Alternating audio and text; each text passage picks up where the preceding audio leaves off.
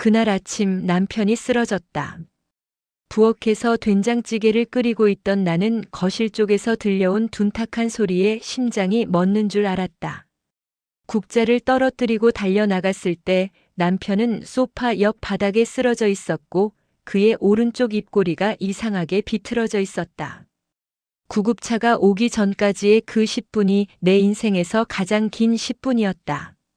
뇌경색이었다. 의사는 빠른 조치 덕분에 다행이라고 했지만 남편의 오른쪽 팔다리는 제대로 움직이지 못했고 말도 어눌해졌다.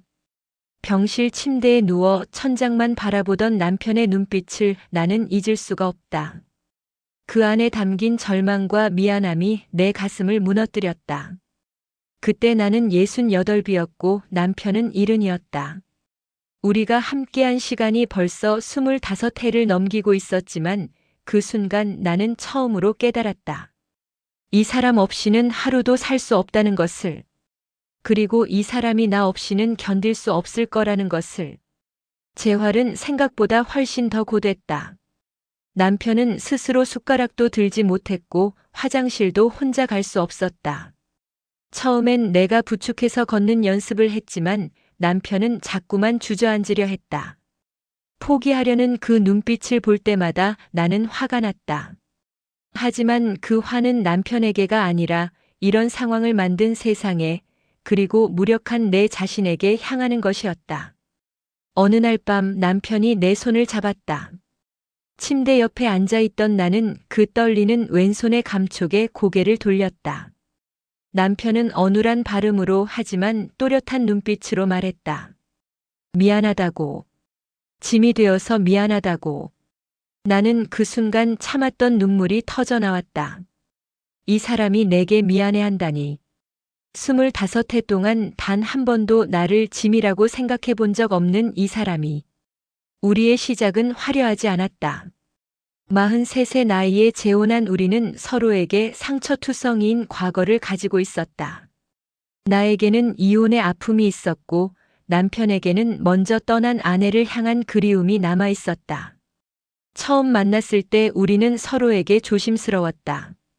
다시 사랑할 용기가 있는지, 다시 누군가를 믿을 수 있는지 확신할 수 없었다. 그런데 이 사람은 달랐다. 첫 만남 이후 석 달쯤 지났을 때 내가 감기로 알아누웠던 적이 있었다. 당시 우리는 아직 연인도 아니었고 그저 가끔 차를 마시며 이야기를 나누는 사이였을 뿐이었다. 그런데 이 사람은 내가 편찮다는 소식을 듣고 새벽같이 달려왔다. 손에는 삼계탕이 담긴 보온병을 들고. 그날 나는 알았다. 이 사람은 말보다 행동으로 마음을 전하는 사람이라는 것을. 화려한 언어로 사랑을 속삭이지는 않지만 새벽에 끓인 뜨거운 국 한 그릇에 자신의 전부를 담는 사람이라는 것을. 그리고 그런 사랑이 내게는 더 절실하게 필요했다는 것을. 결혼 후 첫 명절이 악몽이었다. 남편의 두 딸은 나를 받아들이지 않았다. 아버지가 재혼한다는 사실 자체를 인정하고 싶지 않았던 그 아이들은 명절 내내 나를 투명인간 취급했다. 차례상을 차리면서도 식사를 하면서도 그 아이들은 내게 단 한마디 말도 건네지 않았다. 나는 부엌에서 설거지를 하면서 혼자 눈물을 삼켰다. 그때 남편이 들어왔다. 설거지를 하는 내 옆에 조용히 서서 남편은 행주를 들었다. 그리고 내가 씻은 그릇을 하나하나 닦기 시작했다. 아무 말도 하지 않았다. 그저 묵묵히 함께 그 시간을 견뎌냈다. 그 순간 나는 깨달았다. 이 사람은 나에게 변명하거나 사과하는 대신 내 곁에 서는 것을 택했다는 것을. 세월이 흐르면서 우리는 서로의 리듬을 배워갔다. 남편은 아침형 인간이었고 나는 저녁형 인간이었다. 남편은 조용한 것을 좋아했고 나는 수다스러운 편이었다. 남편은 계획적이었고 나는 즉흥적이었다. 모든 것이 달랐지만 우리는 그 다름을 억지로 맞추려 하지 않았다. 대신 서로의 다름을 존중하는 법을 익혀갔다. 남편은 매일 아침 6시에 일어나 산책을 나갔다. 처음에는 나도 함께 가려고 애썼지만 아침잠이 많은 내게 새벽 산책은 고역이었다. 남편은 그걸 알고 있었다.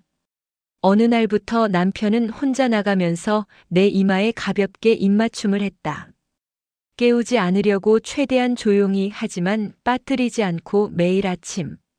그 작은 입맞춤이 내 하루를 시작하게 했다. 반대로 나는 밤늦게까지 TV를 보거나 책을 읽곤 했다. 먼저 잠자리에 드는 남편은 내게 일찍 자라고 잔소리하지 않았다.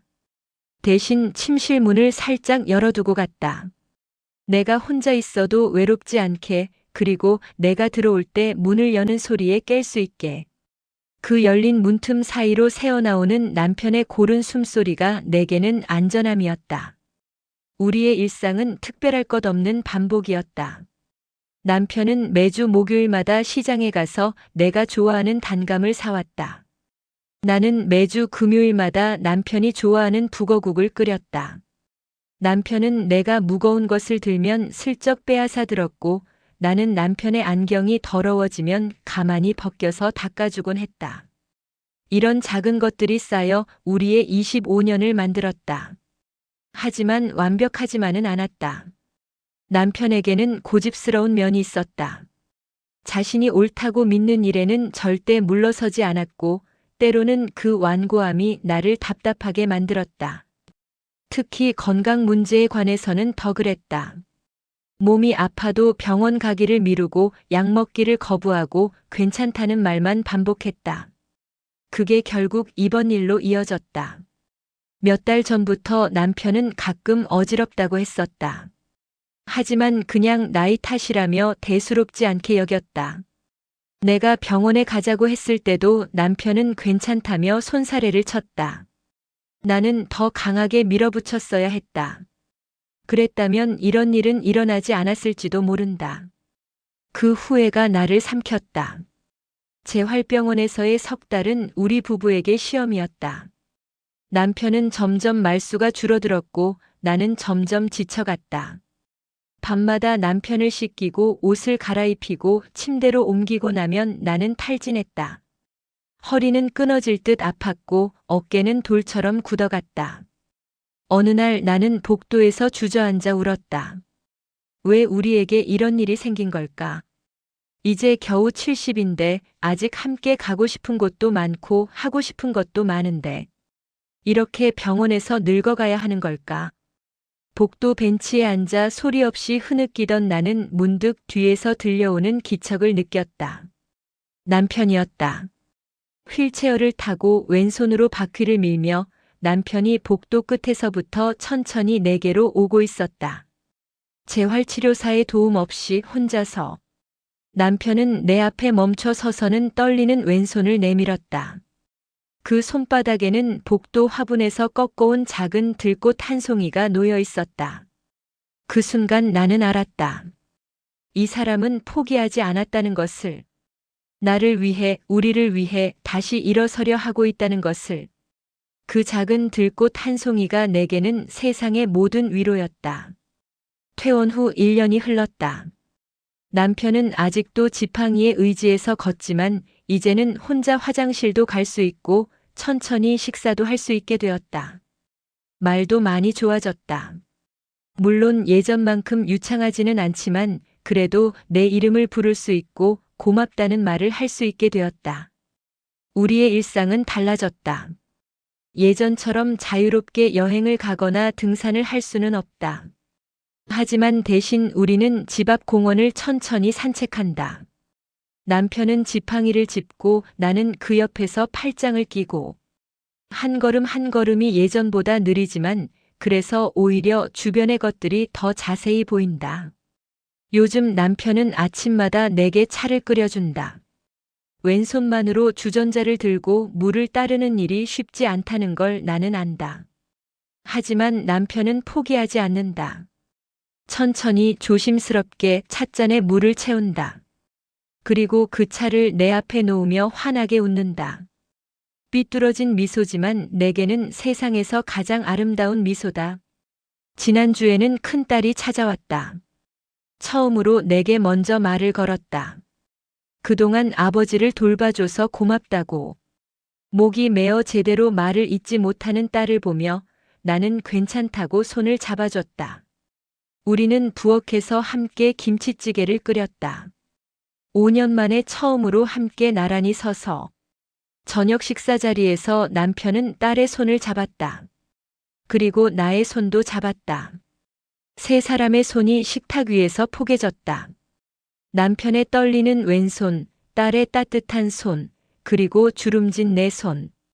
우리는 아무 말도 하지 않았지만 그 침묵 속에 모든 것이 담겨 있었다.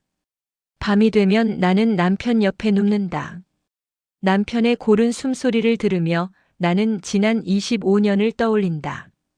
처음 만났던 그 어색한 순간부터 첫 명절의 서먹함, 함께 웃던 수많은 날들, 그리고 함께 울던 밤들. 모든 순간이 우리를 여기까지 데려왔다. 남편은 여전히 아침마다 내 이마에 입맞춤을 한다. 오른손을 쓸 수 없게 된 후로는 왼손으로 내 머리카락을 쓸어 넘기며 그 서툰 손길이 내 뺨을 스칠 때마다 나는 생각한다. 이 사람과 함께라면 앞으로의 시간도 견딜 수 있을 거라고. 우리는 서로에게 짐이 아니다.